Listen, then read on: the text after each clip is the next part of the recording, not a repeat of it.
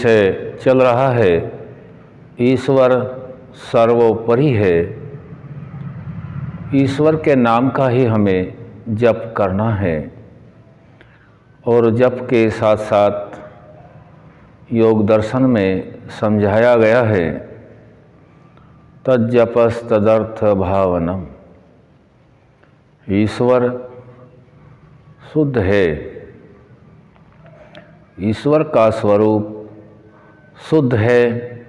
हम जप करें परंतु जप के साथ साथ जो हम बोल रहे हैं परमात्मा का नाम, उसके किसी गुण का अर्थ सहित और अर्थ में हमारी भावना होनी चाहिए, तभी वह जप सार्थक होता है। चाहे मन में हो, वाणी के द्वारा किया जा रहा हो, हमें अर्थ सहित ही जप करना है। आज हम विषय ले रहे हैं वह जो ईश्वर सर्वोपरि है, उसका स्वरूप शुद्ध है। साधारण मनुष्य ईश्वर को अनेक रूपों में मानते हैं। आकार वाली वस्तु को ईश्वर मान बैठते हैं और वही आकार वाली वस्तु अशुद्ध भी है और शुद्ध भी है। पवित्र आचरण करने के उपरांत पवित्र आत्मा होकर के जब मोक्ष को जाता है, वह शुद्धता को प्राप्त होता है। वही आत्मा परमात्मा के द्वारा दिए गए साधनों से प्रयोग करने के बाद अपने सही मार्ग पर नहीं पहुंच पाता है और अन्य शरीरों को प्राप्त होता है, वह अशुद्धि का प्रतीक होता है। इसी प्रकार से हम जानते हैं, जैसे महापुरुषों को हमने ईश्वर समझ करके पूजा अर्चना आरंभ कर दिया है। कई कई स्थानों पर देखने में आता है, सुनने में भी आता है कि यह अशुद्ध हो गया है, अब इसको अशुद्धिकरण होगा, मंत्र पंडितों के पोगा पंडितों के माध्यम से होगा। ये पौप लीला है। परमात्मा कभी अशुद्ध नहीं हो सकता।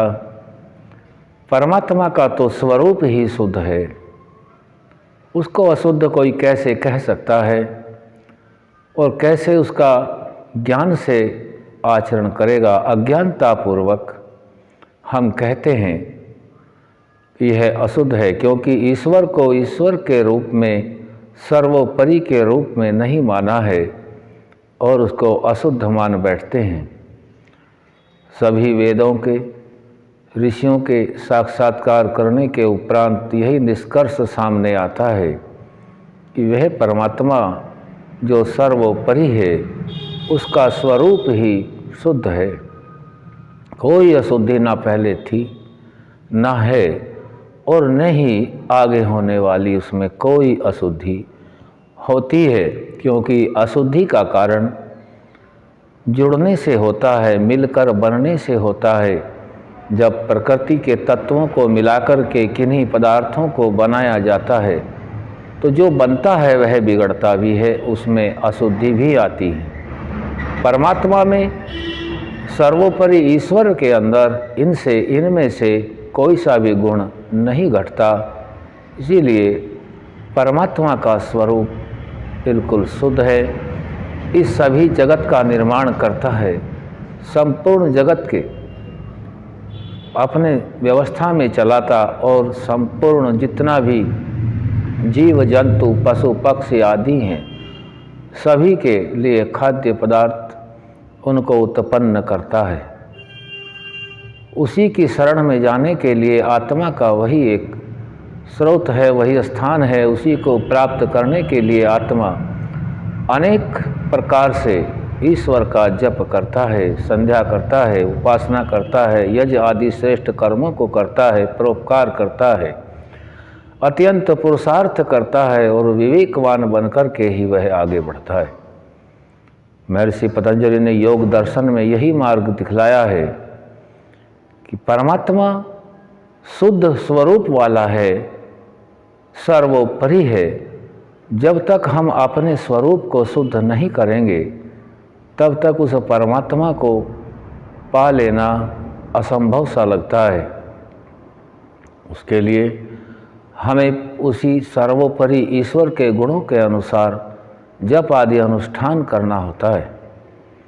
उसके सही शुद्ध जो स्वरूप है उसको जानकर ज्ञान से जानना होता है, और यह ज्ञान सत्पुरुषों के संग से आता है जो ऋषि प्रणीत ग्रंथों को आचरण में ला करके हम सभी साधारण मनुष्यों के लिए प्रेरणा स्रोत बनते हैं। ईश्वर सर्वोपरि है, उसका शुद्ध चेतन स्वरूप है, अपने आप को भी शुद्ध मनुष्य कर लेता है। जब मनुष्य प्रतिदिन शुद्ध स्वरूप का जप अनुष्ठान करता है, जब तदर्थ भावना अर्थ सहित भावना उसमें लगाता है, तो वह गुण साधारण मनुष्य में भी प्रविष्ट होने लगता है और अपनी अशुद्धियों को दूर करने लगता है।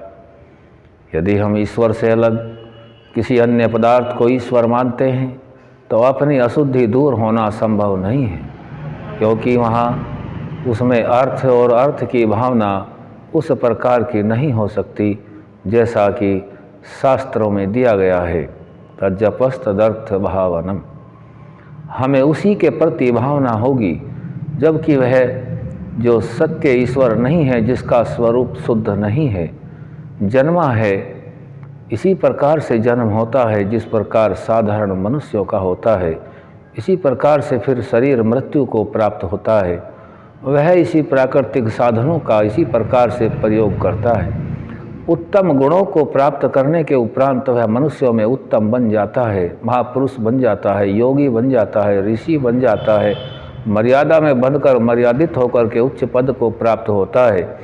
कोई योगी राज होता है, लेकिन वह ईश्वर नहीं हो सकता, क्योंकि उसका जो स्वरूप है, शरीर जो बना हुआ है, वह अशुद्ध होगा। जो बना हुआ होता है, कोई भी वस्तु पदार्थ जिसका निर्माण होता है, उसका विनाश निश्चित है। जैसे हमारे शरीर का निर्माण होता है, आत्मा का कभी कोई निर्माण नहीं होता, परमात्मा का कभी निर्माण नहीं है, और जगत के रचयिता परमपिता परमात्मा का कोई निर्माण करता नहीं है। लेकिन निमित्त कारण परमात्मा के असीम सामर्थ्य से जो प्रकृति के द्वारा पदार्थों से बनाए गए पदार्थ होते हैं, उनका निर्माण है, और निर्माण के पश्चात उनमें अशुद्धि आकर के उनका विनाश भी निश्चित है। यह जितना भी कर्म घटना क्रम है, प्रकृति का अपना एक दायरा है।